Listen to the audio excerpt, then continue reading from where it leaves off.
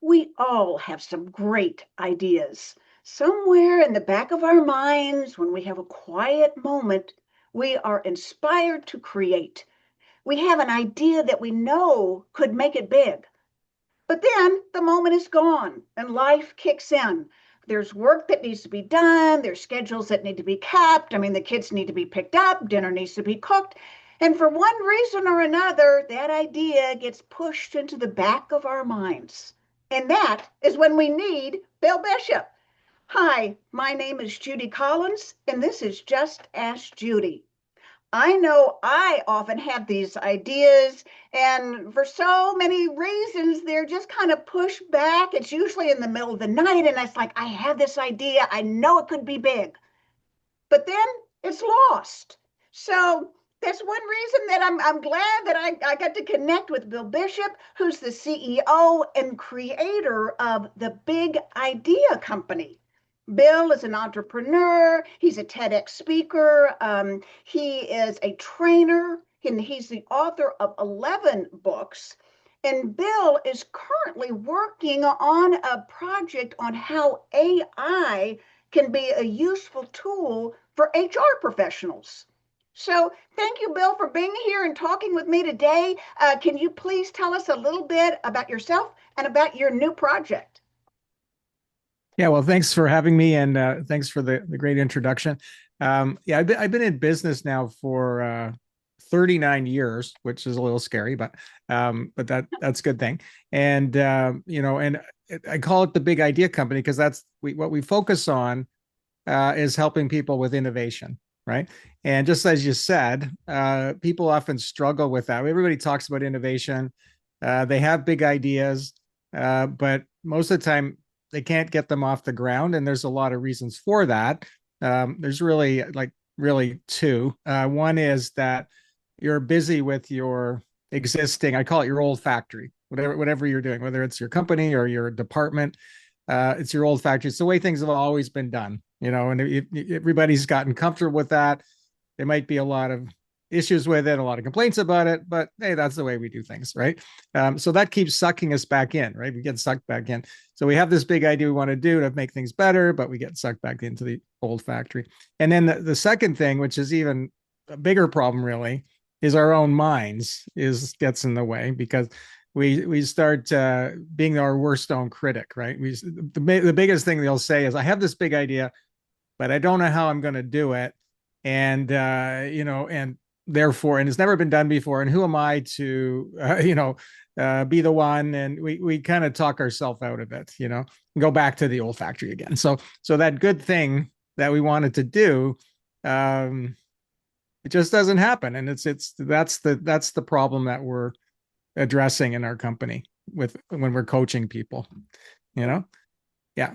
And now, so one of the areas there in businesses is HR, and there's so many good ideas around making HR better, that HR department, that HR function better. But hey, we got our old factory. This is the way we've always done it, and we kind of get bogged down in all the kind of nitty gritty problems that come up every day, and it's hard to get to that next level. So this is what we can talk about here this morning. Well, I know that it's usually in the quiet of the night. And then I had this great idea. And then by the Huh? time morning gets around and I'm like doing 100 things and it just gets pushed back. So, yes, tell us really how about how HR professionals can work with this new world of AI? Yeah. So this is something that I've been working on. Like, part of the Big Idea Company is saying, well, there's all this new technology that comes along, and it's two things. One is it makes new ideas possible, right? Because now you can do things you couldn't do before, and also gives you tools to build those new things. So that's why AI is very exciting. We feel because it does help you get a big idea off the ground, right? Quicker and easier than before. Now, granted, there's a lot of pushback on AI, a lot of concerns. I don't dismiss any of those at all. But I go, this is a technology that's inevitable. where it's bigger than all of us, really, and there's no point in resisting it. Really, ultimately, we want to do it properly, but we can't stop it from happening. This is the thing. My mind is like, we might as well get on the bandwagon here and figure out how we can use it, skillfully and ethically, and most importantly, so it helps people, right? Like that's if you have your mind around, really, how can we use this to help people? Then we're on the right track, right? So that's a good thing. And I a few years ago I worked on the creation of this platform for HR professionals. It was called Game Plan HR. So I learned a lot about the whole HR business from that. And then I started thinking about, well, how would AI be used in this field, And so we've done a lot of thinking around it. Now, when you think about, let's say, the future, so part of this big idea process is to think big, knowing that you're going to start small, right? So that gets past the, oh, well, how do I do this? Well, no, we're just going to think really big first. Okay. What would that look like? So what does HR look like, say, 3 to 5 years out? What is it going to look like? How could it be better and different, right? So there's a little story here. So imagine there's someone named Sarah, and she's the HR person, but the company calls it the chief people officer. We'll call her the chief people officer now, and it's a 5,000 employee company, so it's a big business, and so she's in charge of the HR of 5,000 people, right? But what happens is before she even gets into work, the HR system has done a lot of work for her already. Okay. And so one of the things that might have happened in this company in the future is that the AI agents that have kind of their, its eyes and ears open, sees that there's 3 engineering roles in the company that are going to become vacant in the next 90 days. So they already know these people are going to leave or they're retiring or whatever. And so there's that signal has gone out. So what's happened is that the AI system itself has started to look for prospects, right? So or prospective engineers that work in the company. So it's already gone out. It's pre-qualified 12 people, and it's also looked at those prospective employees from the standpoint of what the company culture is. So it's done a lot of thinking around it. I'm not just picking someone at random. I'm saying that, based on what it can make out about this person, that these people, that they would be a good fit in the company, right? So then it's reached out to those people and it's setting up interviews. Now, the AI could do the interviews, maybe the first pass. It could be these candidates could be interviewed in the first round by an AI agent. So the AI agent person, and at that point, people would be used to that. They'd be used to actually talking to an AI agent. They'd say, okay, I get it. That's what's going on. And they would have this conversation. The AI agent would then say, okay, now I'm going to pass it up to the next level. And that might be Sarah now, right? So there's three, now be out of 12, 3 of them are I deemed probably the best ones, or maybe 5 because we're looking for 3 people. And now Sarah's going to be interviewing those people at a much higher level with a lot more information, right? So 90% of the job got done, and now Sarah can focus on the most important part, which is then to use her intuition and judgment to make the final call whether to hire those people, right? Okay, so that's on the hiring side, right? So you can see why this would be great if you get this set up. That if you were the HR person running, head of HR, you're going, oh, good. I now don't have to do all those tedious things. I can focus on the thing that's the most highest value, right? So then the other thing, okay, so then thinking about new employees. So the onboarding of new employees, what would that look like? So let's imagine in the company there's 46 new employees that started this month, and we have to get them onboarded into the company. Now, all of that is being done through an interactive avatar that the employee works with. 90% of it, right? So all the different things, the training, the understanding of the company's benefits plan, getting them comfortable in their role and so on. The AI is coordinating that, and also sending uh, messages to the human managers to say, okay, now's the time to go and speak to this person because they're having this issue, or go. So it allows you to really spot um, which person to talk to at the right time for the right reason.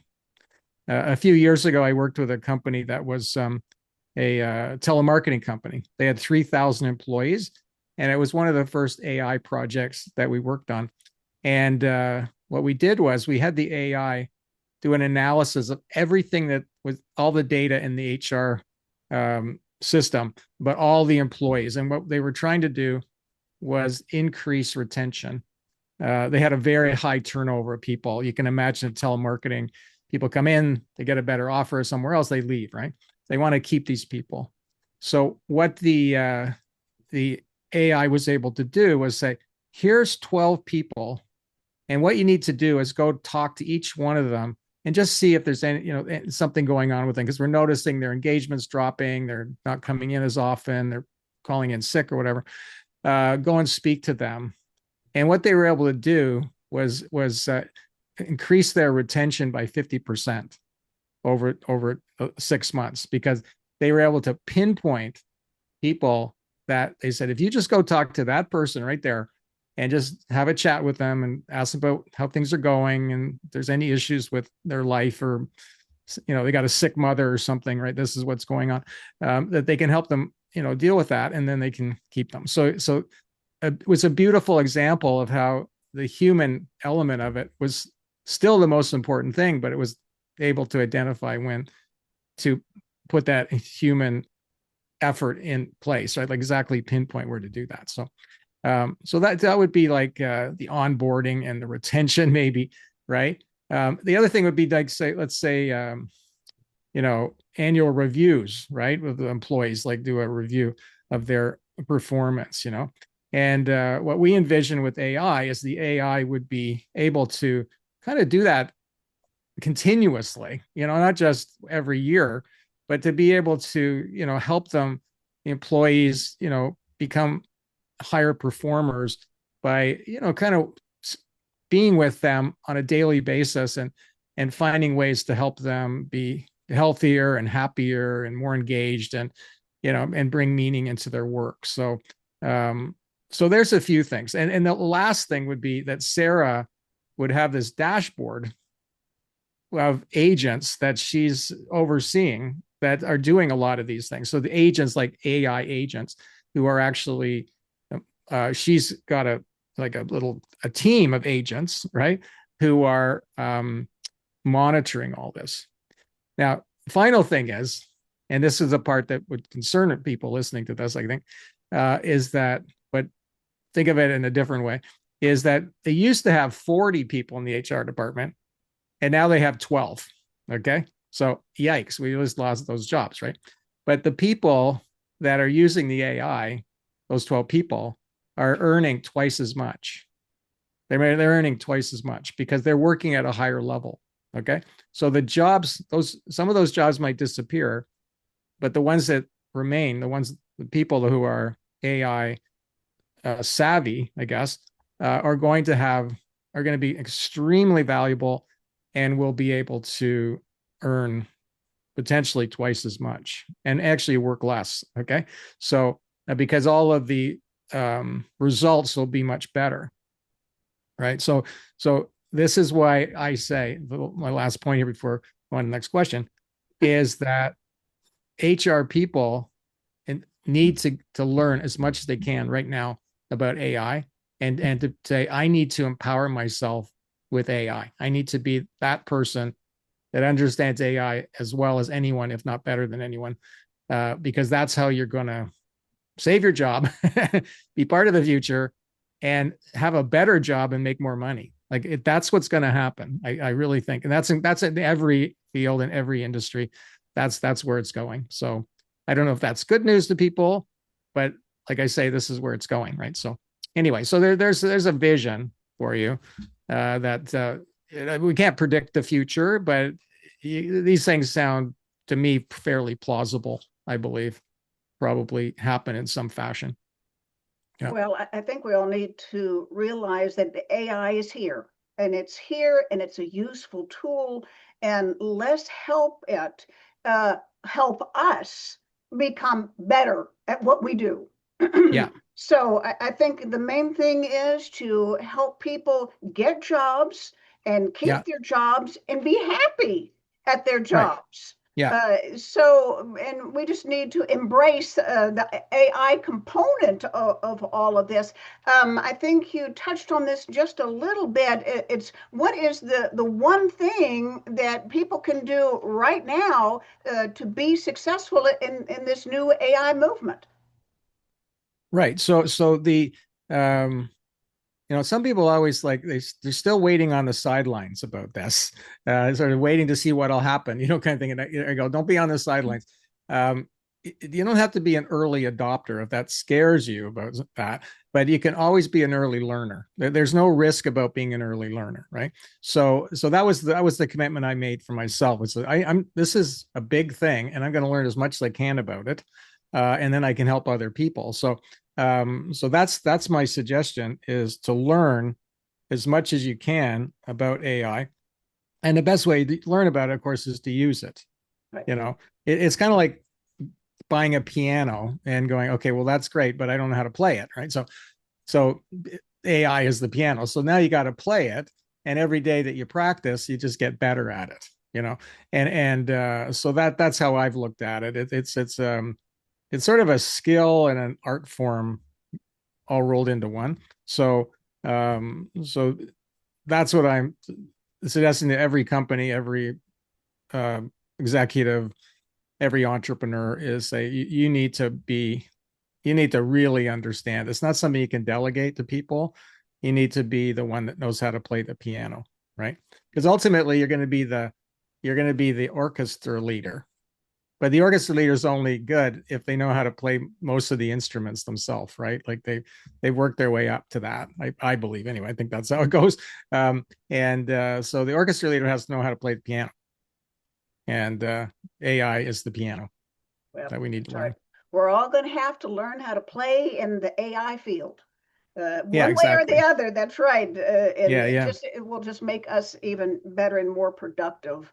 Um, Yeah. So I'm going to tell you one thing, if I can jump into this last thing, is that so what I'm working on right now is the AI for Business Handbook. Okay, and so that's going to come out in the next month, and it's been a really interesting project to write because it's not actually about the specific AI tools like which AI to use. It's more about what does this all look like in business and all the different sides of business, and how do you think about it first, and then what are the strategies to use, and then also then to say, well, gives you ideas about where it's all going to go, because once you have a sense of where your industry is going, or and your department or whatever, then it doesn't become as a big surprise, right? You actually have something you're heading towards. So that's what the book's about. I'm excited about that, and I think, and then there'll be a sub book about that as the HR, AI for Business Handbook. Like that'll be a second book that'll come out uh, probably early next year or something. well, good. Yeah, I'm looking forward to reading that. I guess this will be yeah. book number 12. So, Book number 12. Yeah. yes, Yeah. it's That sounds like that's a round number. I couldn't stick with 11. It didn't seem right. Got to on. go for 12. Well, thank you, Bill, for really talking to me about this interesting process. Really, it's the future. If Yeah. somebody would like to call and talk to you, if they have any questions, how can they get involved? What is the best way to get in contact with you? Well, it's probably go to my website. It's bishopbigideas.com. That's the where to go. And you can check it out. There's a bunch of videos on there that I think you'll find interesting. You can look at my books. I have a Substack, um, you know, publication that you could subscribe to if you want to. So there's lots of further information there. And if someone wanted to make an appointment, then there's a place there you can just click on, and you could make a time to talk to me if you want to That's right. have what I call a big idea conversation. Okay, that's right. Yeah, We like those big ideas. Well, yeah, for thank sure. you again, Bill, and really thank you to everyone for watching Just Ask Judy. Please like and subscribe to my YouTube channel to watch other videos on business-related issues. My email is Judy, Judy, at JCSR LLC. And let me know what is important to you. If you have any questions you want to talk about, let me know. My specialty really is the EOR, Employer of Record. So if you have any questions about that, just send me an email and let me know. And thank you for watching, and we will see you next time on Just Ask Judy.